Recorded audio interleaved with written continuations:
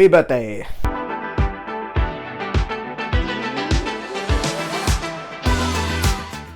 Hello everyone, welcome or welcome back to A Fictional Escapist. My name is Kris and today's video is the birthday book tag. Now I've seen this a few times, people have birthdays and they do the birthday book tag.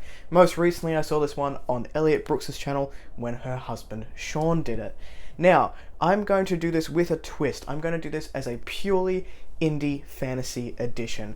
So all the answers to these questions are going to be indie books that I have consumed over the last couple of years.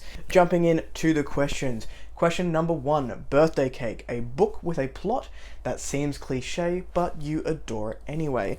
For this one, I'm going to hype up The Soul's Aspect by Mark Holloway. That's going to be glary in that light because it is quite a sheen on the cover. The Soul's Aspect follows a young lad called Kellum. His dad is hiding something about a magic that he doesn't really want Kellum to know about, the aspect, and then Kellum finds out anyway, and he goes to a school to learn all about it. It is very coming of age, very sort of classical coming of age story, but with a much darker ending to the book than I really anticipated, and it ups the ante and really grabs your attention to make you want to read book 2, which, spoiler alert, does up the ante. I read it earlier this year. The Soul's Aspect was super enjoyable. Both the audio and the physical reading experience was lovely, and it is something that I would probably revisit in the future once more books are out in the series to see that sort of go chronologically and read them all in one go, and it would be a pretty cool experience. So that's my answer for that one. I highly recommend it. It's really good for people who are new to the genre as well, maybe new to indie fantasy. It doesn't sort of colour outside of the box a whole lot, but it was a fun time. Moving on to question 2, party guests, your most anticipated book release this year. Now, I am really hoping I'm one of the 300 people who get to have this beautiful broken binding edition of Tom Dumrell's Pillars of Peace series. This is an omnibus with all 3 books included, and it looks like this, and it's just stunning.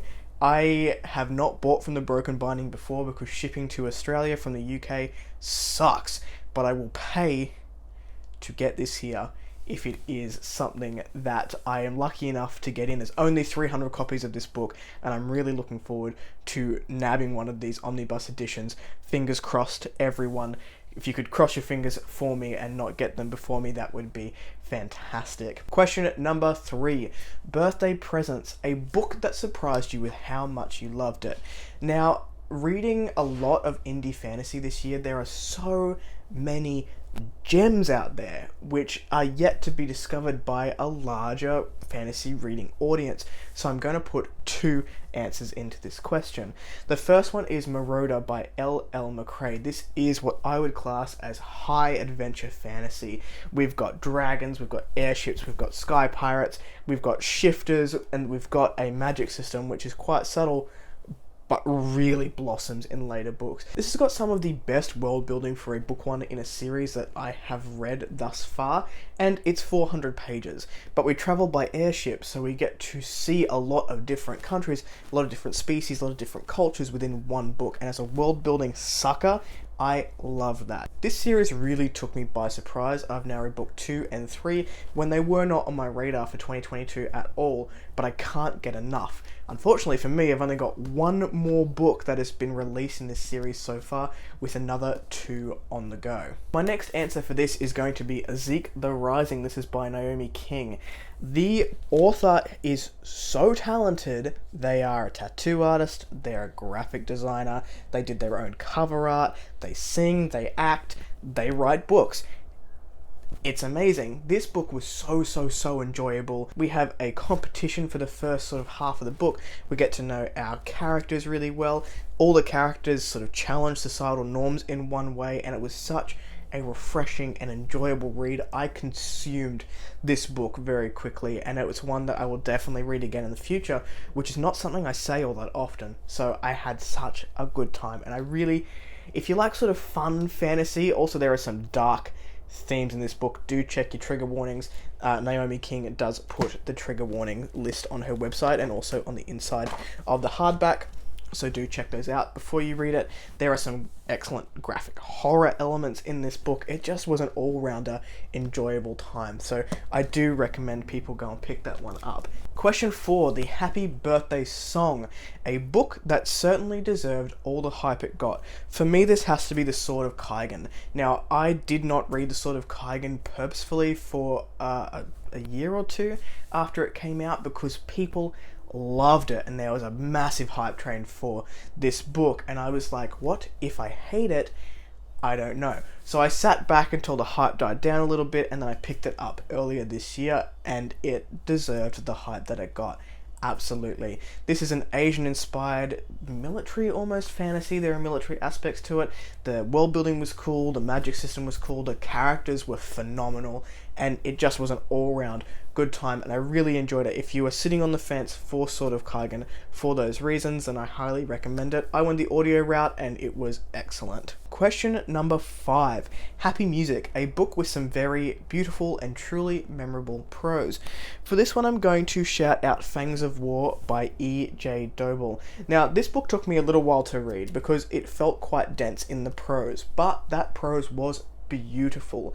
It had sections which just flowed like poetry, created such vivid imagery for me while I was reading it, and this is another book that I would like to revisit once the second book has come out or is close to being released, because I also remember having this feeling of getting addicted to the words as I was reading it, and once I'd found my groove, I couldn't put it down, and I didn't want to put it down, but it did take a little bit of time for my brain to get into the groove of the writing style whenever I did pick it up. But I remember this being some of the most beautiful prose that I have read this year. So book 2 has been, the cover has been released, I believe the title has been released at this point, and they have a novella coming out in a different world later on this year. But Fangs of War, I would recommend. I had a really good time with it, and just some really lovely prose in there. Next up, we have Getting Older. I'm 31 now, which means on this platform, I'm practically ancient. So, this question says, a book that you read a long time ago, but you think you would appreciate it more if you read it as a more mature reader. Now, I have to cheat a little bit with this one because I didn't really start reading fantasy or indie fantasy until 2 years ago. So one that I did read in 2021 and I would love to reread and see how much more I can get the second time around is Dreams of the Dying by Nicholas Lietzow. This book, I remember, deals with some very heavy themes: suicidal ideation, depression, sexuality, and it was my favorite read of 2021. I remember loving this. It is like an island hopping archipelago fantasy which is very, very dark, and I had such a good time with it. I think this is one of those books that you enjoy the first time around, but you do get so much more from it the second time that you read through. So this is one that I would like to revisit at some point in the future. The second answer for this is a book that I read this year, and this is Blood of the Spear by Mark Timoney. The reason that I would like to reread this and see if I can get some more out of it is because I enjoyed it on my first read through, but now having read some of Mark's influences, I think that I could go into this and get so much more out of the book. So once book 2 has been announced, I will likely go and reread this book to see what more I can take from the story. And last but not least, we have question 7, which is Sweet Birthday Memories, a book that kept you incredibly happy during a sad or demanding period of your life. Now, I don't know how many people know this, but I do have depression. It does not hit me very often, but when it does, it hits hard, and I just don't want to do anything. I was in a really dark place earlier this year. A lot of things were happening that were outside of my control, and I was having trouble getting up and just getting through the day. Luckily, those periods in my life do not tend to last very long, and this was no exception, but I had a good week where I was not in my comfort zone. I was living at my parents' house and looking after them while my parents were away. I was away from my comforts and Rachel, and it just was a suck fest. And what got me through that was Waking Ursa Minor by Helen Ry Peterson. This book felt like a warm hug while I was going through it, and I would pick this up and I would be transported to a new world, and it just comforted me through that week of my life. Now, like I said, luckily those periods are few and far between, and when they hit, they don't really last very long, but it was really, really lovely to have a book to accompany me and make me feel just a little bit better, or at least take me out of my brain for however long I was able to read it. It was also a period of no concentration, so I was reading this book in about 20-minute snippets, but those 20-minute snippets were enjoyable. So very grateful to this book, and it will always hold a special place in my heart. So that was the birthday book tag indie edition. My birthday was back on August the 30th, so we're a little bit late, but it's my sister's birthday tomorrow, so we'll just count it for her. If you like the content, give it one of these. If you want to see more of it, then click subscribe at your will, and I will catch you in the next video. Ciao.